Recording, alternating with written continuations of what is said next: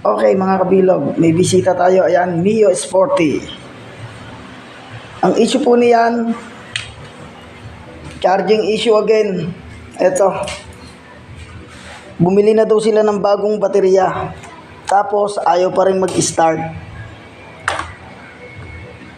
Ayan oh. Ayaw pa rin niya mag-start. Charging issue pa rin to, itong Mio Sporty. Kasi pinultan na nila ng baterya, ayaw pa rin. Yun ang sabi sa akin ng may-ari. Ayan, ayaw pa rin. Nakasubukan ko sa kabilang push. Oh, wala. Ayan. Nako, hirap na hirap ang baterya. Okay. Lobat ang baterya niya. Pero bago yung baterya. Ngayon, charging issue again. Dito lang sa Mio Sporty. Okay. Update ko na lang kayo dito sa Mio Sporty. Babaklasin natin yan. I-check natin ang unang-unang i-check natin ang kanyang stator. Stator ang unang i-check, tapos regulator, tapos wiring. Okay, update ko na lang kayo rito sa Mio Sporty. Dito lang po sa BMS Bilog Motor Shop. Okay guys, check natin ang baterya ng Mio Sporty. Check natin. Tingnan nyo na lang po kung anong papatak ditong voltahe. Baka baksak ng voltahe nito.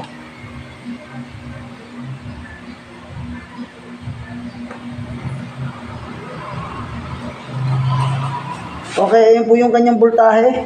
10.85 na lang po ang natitira. Okay, ayan o, bubuhatin ko pa. Ayan o, 10.85 na lang. Baksak na po ang kanyang voltahe. Lobat na po ang kanyang baterya. Okay. Babaklasin natin itong flarings at yung sa may stator. Okay, check natin. Update ko na lang kayo. Ako lang kasi mag-isa. Okay, what's up mga kabilog? Ayan. Update ko kayo rito sa Mio Sporty. Ito. Issue again ito. Ito na naman oh. Ganito ulit issue. Ayan. Inano ko to. Chinek ko yung linya niya. Yung galing stator,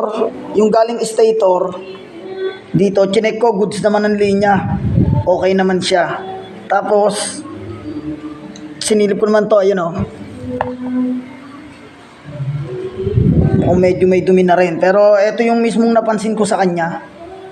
Sa sobrang tagal, pagka ginagamit to, nag-iinit to. Sa sobrang tagal, ito, nagkakaroon ng, umido, at saka, yung dumi ba, umido. Tapos, ang number one sa lahat, pag nag-iinit, nabuka. Kumbaga, hindi siya nalapat dito sa 4-pin na to. Dito sa regulator, hindi siya nalapat sa 4-pin na to. Kasi, nag-iinit siya at saka sa sobrang tagal na rin.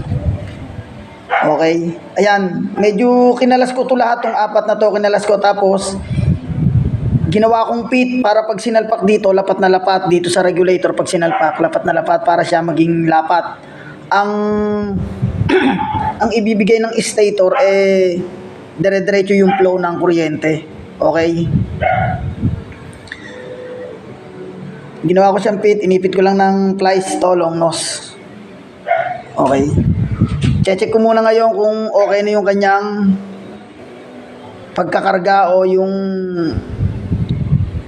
charging niya, kung okay na. Update ko kayo. Kakasa ko lang to.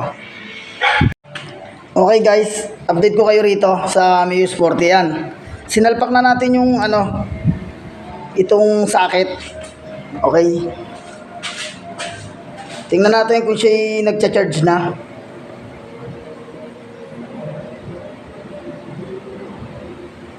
Wala tayong stand. Tutumba. Okay.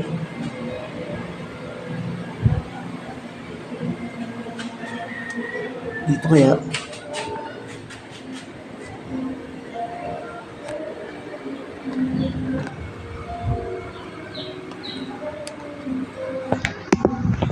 Okay, ayan guys, paandarin natin ha. Paandarin natin, testingin natin, tingnan natin kung ano yung voltahe. Hindi ka nakasusi. Susin muna natin. Okay. Ayan, na-under na siya guys. So, na-under na ha. Okay, check natin yung voltahe niya kung okay na.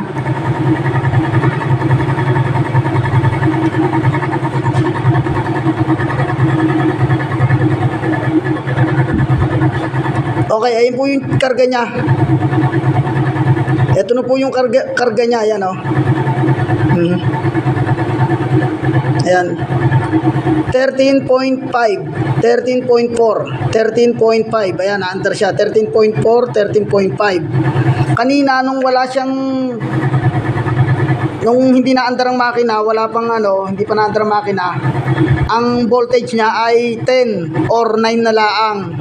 9 or 10 kanina, something, hindi ko matandaan. Nakalimutan ko. Pero ngayon, ayan o, minor pa laang. Ayan, naka-minor pa lang 13.5. 13.4, 13.5. Pag yan ay ni-rev natin, tataas pa yan. Okay? Kita ba? Kita nyo ba? Ako. Wala nag-video. Okay. Oo. Nakainis. Yung tigis ng ulo. Okay. Okay, ayan. Kita nyo? Ayan. I-rev natin ha. I-rev natin yung makina, si linyador. Ayan. 13.5. 13. Okay. O, tingnan natin. Ayan, 13.8. Ayan.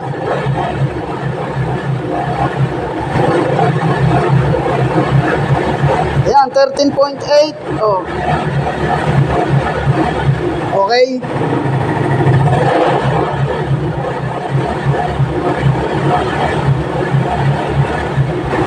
Okay.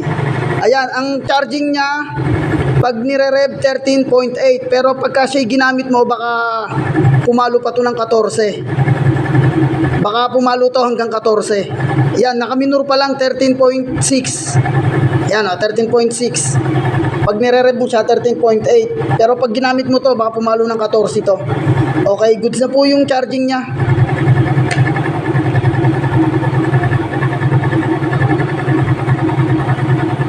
Okay na po yung charging niya. Yung lang po yung issue niya, yung dito sa may regulator. Yung dito sa may regulator, yung socket. Nagluwaga na sa tagal. Tsaka nagiinit din kasi yon pagka ginagamit. Okay. Okay mga kabilog, update ko kayo rito sa Mio Sporty. Yan. Kanina nung pinustart natin, di ba pina-under natin siya rito ng naka-minor, tapos nire-rev natin konti, ayaw niya mag-charge. Hindi pa buo. Ngayon, ginamit ko siya. Pumunta ako sa labas, inikot ko dyan sa karsada. Titingnan natin ngayon kung magpo-push start siya. Okay. Patay natin yung makina. Okay, patay na yung makina. Ayan.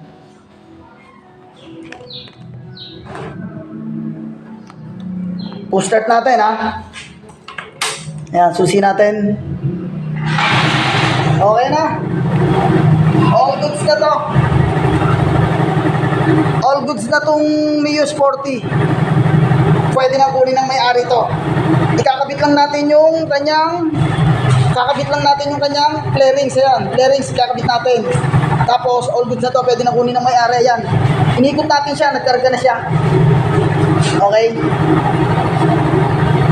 Okay, ulitin natin para sure ball. Ulitin natin. Okay, ulitin natin. Isa pa. Susi natin. Push start. Okay. All good sa itong Mio Sporty. Pwede nang kunin ng may-ari. Salamat nga pala sa tiwala. Dito lang po sa BMS Bilog Motor Shop. Kakabit lang natin yung flarings at i-out na natin to. Update ko kayo. Okay guys, tingnan natin yung voltahe ng kanyang baterya. Kung talagang nagkarga na siya, pero nagpo-push start na siya, di ba? Matik yan, nagkarga na, pero check pa rin natin para sure ball. Kailangan nating i-sure ball. Okay.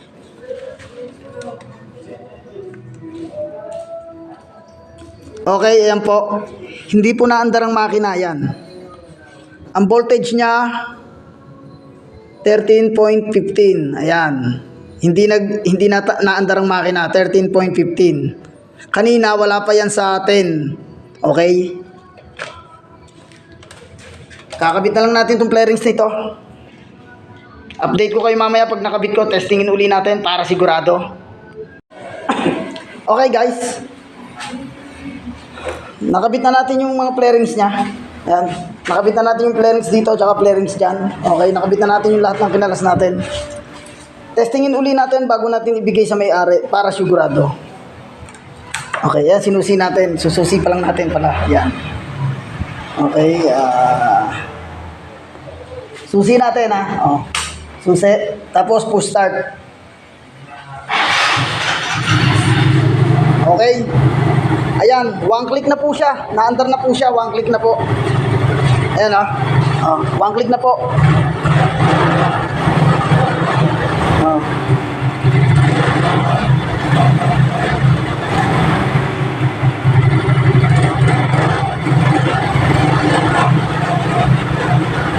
Okay.